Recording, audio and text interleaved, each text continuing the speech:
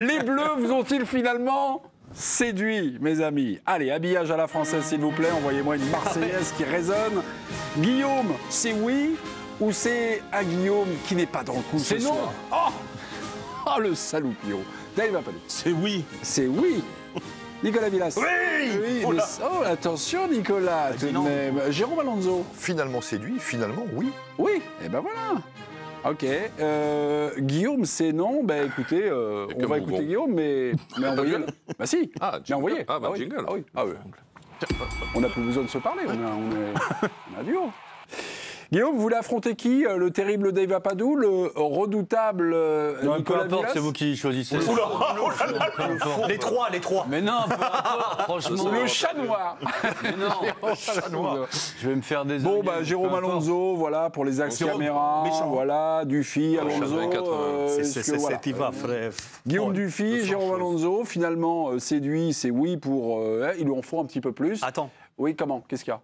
j'ai un truc quand même à faire avant. Ah, change la voix? Ouais. Alors, changement de voix. Je veux que Jérôme Ouais, fasse ses 30 secondes ouais, avec une avec autre... la voix de Vaïd. Ah non, il va mal le prendre. Qu'est-ce qu'il y a? Ben non, il nous adore. Il nous Non, adore. il Vaïd. n'aime pas qu'on l'imite. Mais si, il adore ça. Non, non. T'en fous, il t'entraîne plus. Puis Vaïd est tout sauf. Non, je rancunier. finirai l'exposé avec la voix de Veil. Voilà. Pas tout. Voilà. C'est accordé? C'est accordé. Merci. Les Bleus vous ont-ils Ils sont finalement de qualité, hein. séduit? Jérôme Alonso, Vaïd Alonso. À vous de jouer. J'aime bien le finalement parce que dans l'essence du sport de haut niveau, c'est aussi de rater une période et d'être bon après. Alors c'est vrai que ça s'est passé à une phalange qui est 1-0 pour l'Ukraine, mais à la fin de la journée, je trouve que la France a bien réagi. J'ai adoré les entrants, j'ai adoré l'entrée de Hugo Ekitike, j'ai adoré la fin de match d'Olysée, j'ai aimé plein de choses. Et de toute façon, Vaïd disait toujours « Je sens chose, je sens chose et je sens France faire grande Coupe du Monde ». Bien. On passe la main à Guillaume Dufy avec sa vraie voix. Le mage Alonso a parlé. Malheureusement, l'équipe de France, ces derniers temps, nous a trop habitués à jouer juste 45 minutes sur 90. Et je trouve que c'est pas normal quand on s'appelle l'équipe de France, quand on aspire à devenir champion du monde. La première période est affligeante, c'est indigne de ce nom. On n'a rien vu, des latéraux absents. Techniquement, c'est très faible. Tactiquement, c'est très faible. Donc évidemment, la seconde période, on l'avait dit que les Bleus allaient gagner. Et il ne faut pas oublier non plus la piètre qualité de l'adversaire.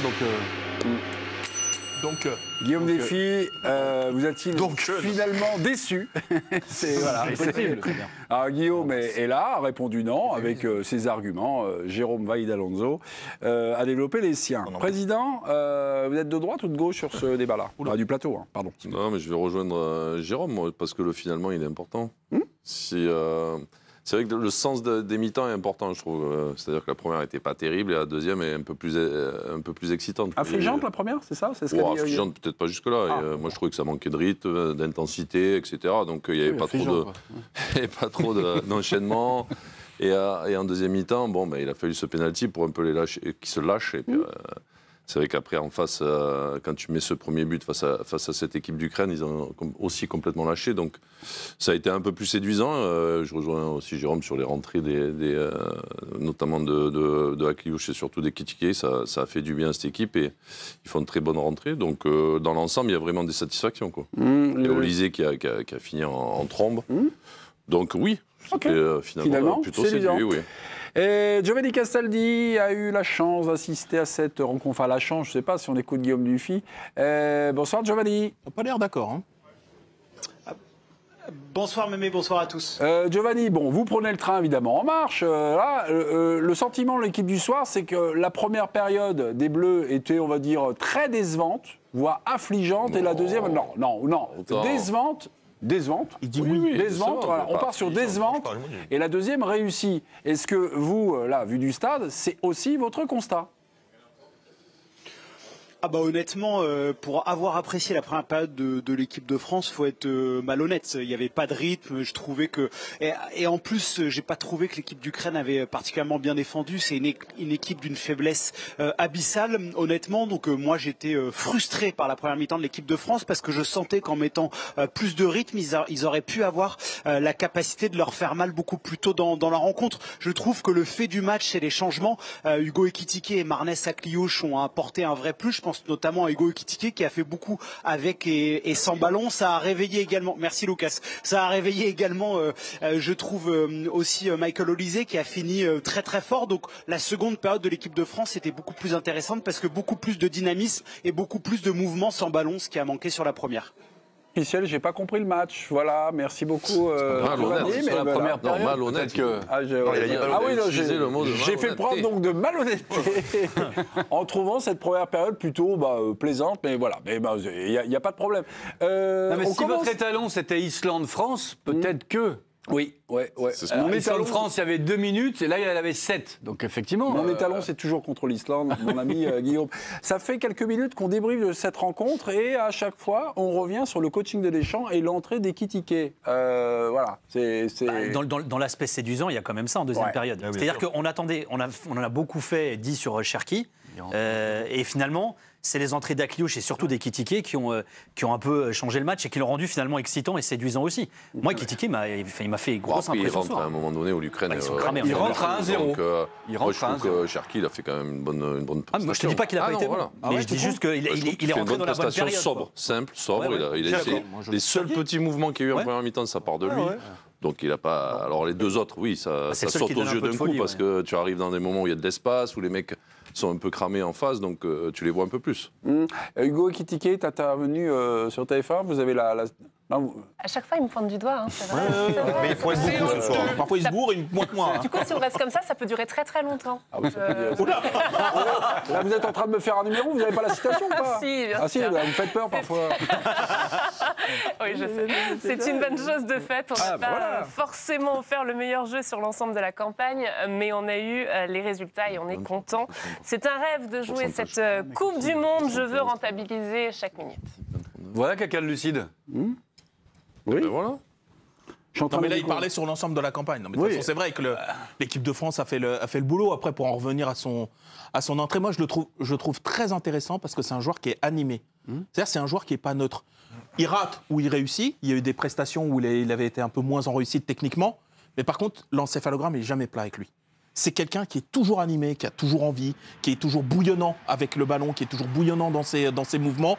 Et quand effectivement, il y a un petit peu d'espace qui se crée ou qu'il crée avec ses copains. Ça devient un joueur super dangereux et super intéressant parce qu'il est connecté aux autres. C'est pas un loup solitaire. Son appel quand il frappe sur le poteau, super l'appel, exceptionnel. Sur la passe d'Olysée qui casse la défense. Franchement, ces mouvements, que ce soit balle au pied ou effectivement dans ses appels, moi je les trouve très très bons. Là, la connexion qu'il a sur son but avec Mbappé, 1-2. Et derrière, il reprend en une, c'est bien. Mais il change le match ou le match avait changé? Vous voyez le truc? Non, sur l'entrée, parfois, il change le match ou le match avait un peu tourné. Le match avait changé. L'équipe de France menait 1-0. Le match, il est fini à 0. Le match, il change au pénalty d'Mbappé. Tu sens bien qu'eux, ils baissent. Parce que la minute d'avant, il y a un check VAR pour un pénalty pour l'Ukraine. Et que le match tourne en 1 minute.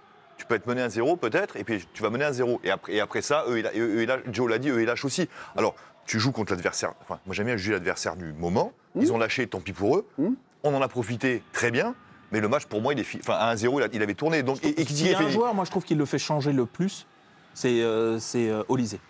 Mais c'est Olysée après, là. Quand le match c'est lui qui provoque le pénalty, il est sur lui. Le deuxième but, c'est lui qui te le met. Et il y a un wagon de passes qui doivent être décisives.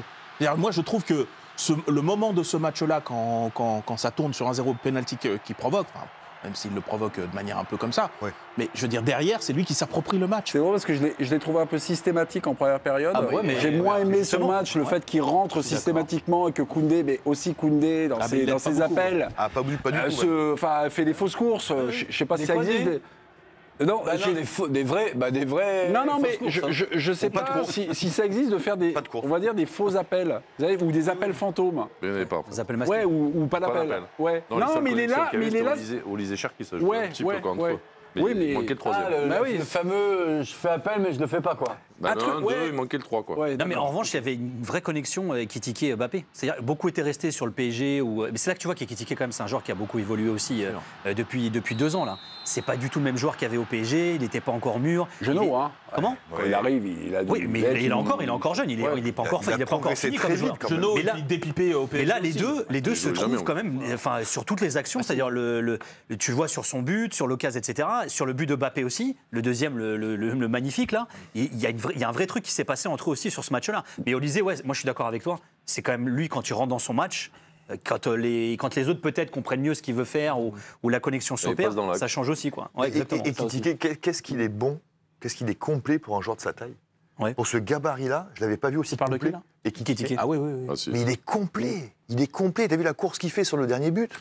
Dans les petits espaces, je le trouve bon. Bon, évidemment, il va savoir aussi jouer en remise un peu à la Giroud ou machin. Je trouve qu'il a franchement déjà une panoplie hyper complète, de très très haut niveau. Et Olysée, il a été bon à partir de quand?